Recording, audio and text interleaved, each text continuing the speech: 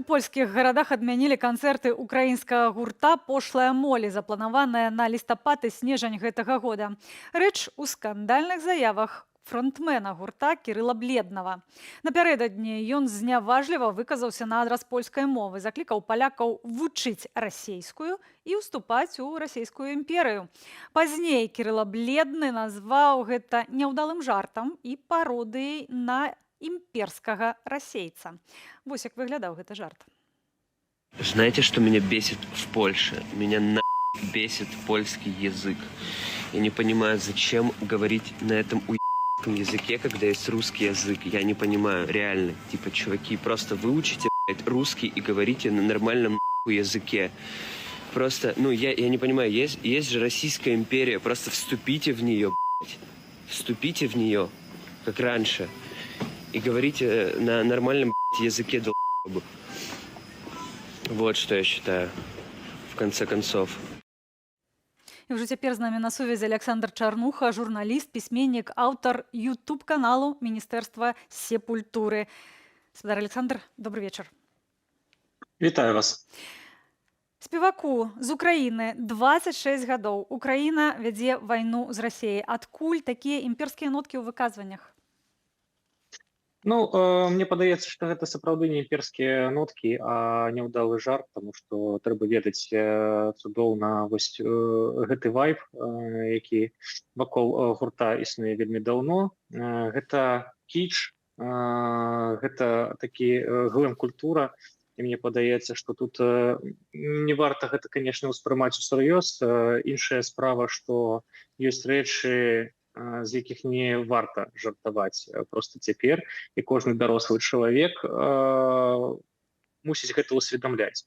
Іншая справа, што некаторыя людзі становяцца дарослымі вельмі ў ужо сталым узросце ці ўвогуле не становяцца. Калі вы кажаце, што гэта мог быць сапраўды жарт, то ці было разуменне, што у гэтага жарта могуць быць такія наступствы? То бок я кажу пра адмену тых 5 канцэртаў у Польшчы, якія былі запланаваны. Я думаю, што не было такога разумення. Я думаю, што гэта быў проста такі дзіцячы жарт. Кірыл Бледны вядомы сваімі вельмі эпатажнымі ўчынкамі. Дэманстраваў ён гэта ўжо неаднаразова, таму я думаю, што ён не ўсведамляў, чым гэта можа скончыцца для яго і для гурта.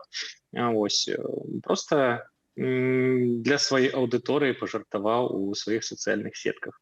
Ці на вашу думку, гэткая хуткая рэакцыя польскага грамадства, вось яна была для вас чаканая?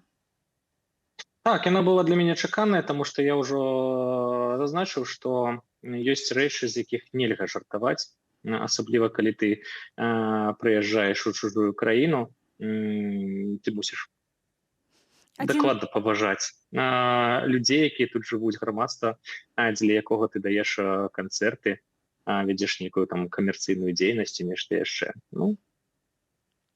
Калі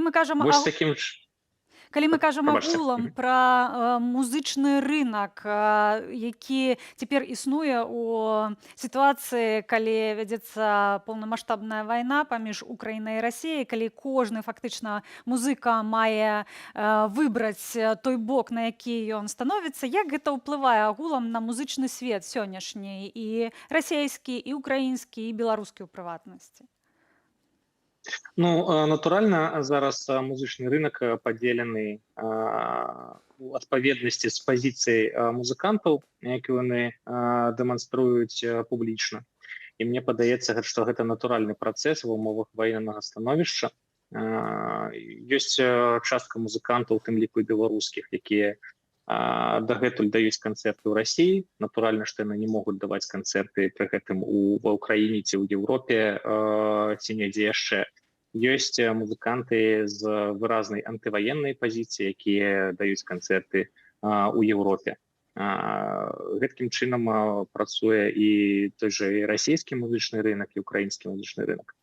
Спадар Александр, як на вашу думку, ці варта слухачу, і ў прыватнасці беларускаму слухачу, які ні для кого гэта не сакрэт, слухаў расійскі рок, ці варта рабіць выбар, калі расійскі спявак стаў на бок Расіі ў вайне Украіны, Ці варта адмаўляцца, ці ўсё ж такі можна ўспрымаць творчасць толькі творчасцю без палітычнай і ваеннай сітуацыі, якая зараз ёсць? Бачыце, гэта сумленны выбар кожнага слухача, гэтак жа як і сумленны выбар кожнага з музыкантаў, які абазначае сваю пазіцыю адносна гэтай вайны. Я не магу рабіць гэты выбар за кагосьці са слухачоў. Мая пазіцыя адназначная. Мне не цікавае тое, што зараз адбываецца з расійскай музыкай. Я не слухаю расійскую музыку і ввогуле мае ўсе патрэбы забяспечаныя музыкай з іншых краін. Але я не магу сказаць, вось не слухайце гэта, не слухайце тое. Кожны слухач для сябе сам вырашае. І мне падаецца, каб проста ён звярнуў увагу на беларускую музыку, трэба больш пра яе распавядаць, трэба больш пра яе пісаць, паказваць, а музыкантам трэба проста рабіць якасны прадукт. Калі мы кажам ізноў жа пра ўварванне Расіі ва ўкраіну, калі мы фактычна пабачылі сапраўднае аблічча Расіі, то, падаецца, каштоўнасць уласнага мела выйсці на першае месца. Што датычыць беларускіх музыкаў і творцаў агулам, яны маюць цяпер абраць менавіта беларускую мову? Ці ўсё ж такі творцы на расійскай мове таксама маюць месца цяпер? Мне падаецца, што гэта ўжо пытанне выбару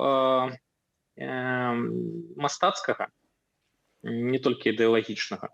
І мне падаецца, што акрамя беларускай мовы беларускія музыканты могуць спяваць і на англійскай мове, і на нямецкай мове, на якой заўгодна.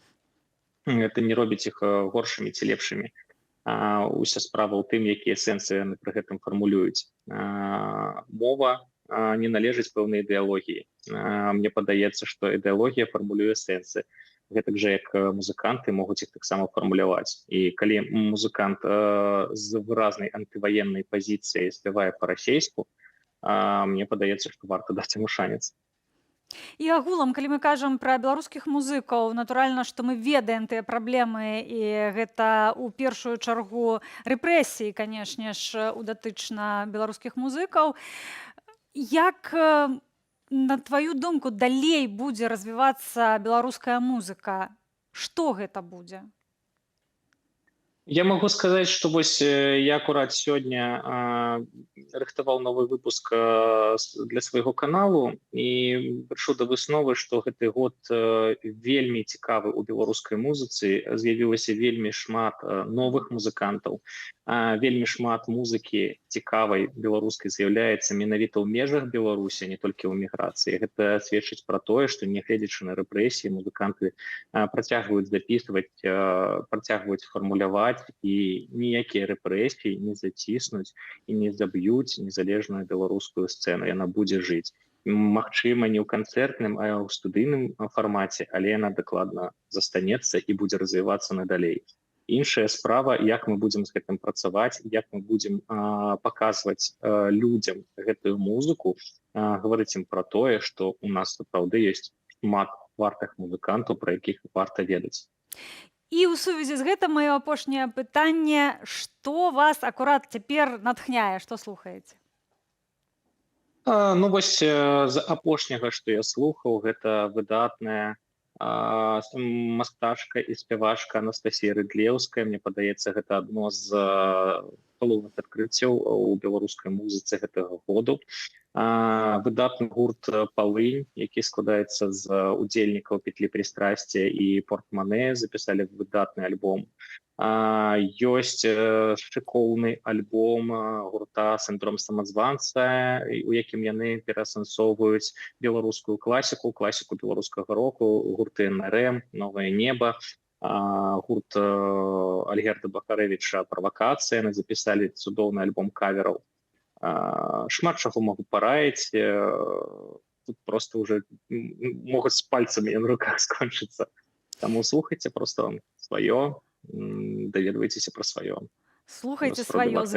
На гэтым ставім пакуль што кропку. Дзякуй за гэтую размову. Аляксандр Чарнуха, журналіст-пісьменнік, аўтар YouTube-каналу Міністэрства сепультуры.